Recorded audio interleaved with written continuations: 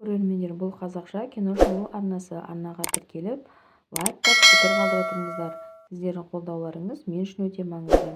Біз бүгін топ мотивациялық 3 фильмге тоқталамыз.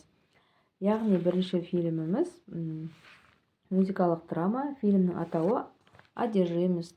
Бұл фильмнің 3 Оскар бар. Қысқасы былай, жас барабаншы өзінің шеберлігін шыңдау үшін оқуға түседі. Оқуда ол ешкіммен санаспайтын қатыгез бірақ шебер ұстазбен кезігеді.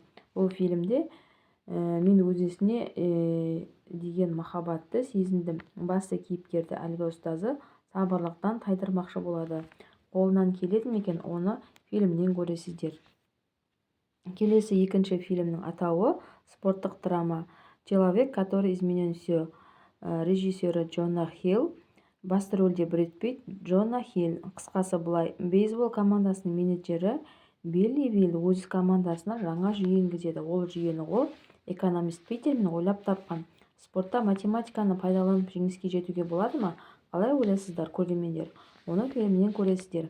Айтпақшы, бұл фильм шынайы өмірде болған оқиғаға негізделген. Өте қызық фильм. Фильмде қазағымның мақалы еске түседі. Білікті бірді жығады, білімді мыңды жығады деген тура келіп тұр. Келесі үшінші фильміміз. Фильмнің атауы «Погоня за счастьем» деп аталады. Крис Гарнер сатушы, бірақ оның қаржылық жағдайы нашарлап, әйелі оны тастап кетеді. Крис 5 жасар ұлы Кристофермен бірге қалады, және олардың өмірі одан әрі қиындай түседі. Крис тұрақты жұмысы және табысы жоқ. Сондықтан ол уақытша баспана табуға мәжбүр болады, тіпті көшеде де қонуға тура келеді.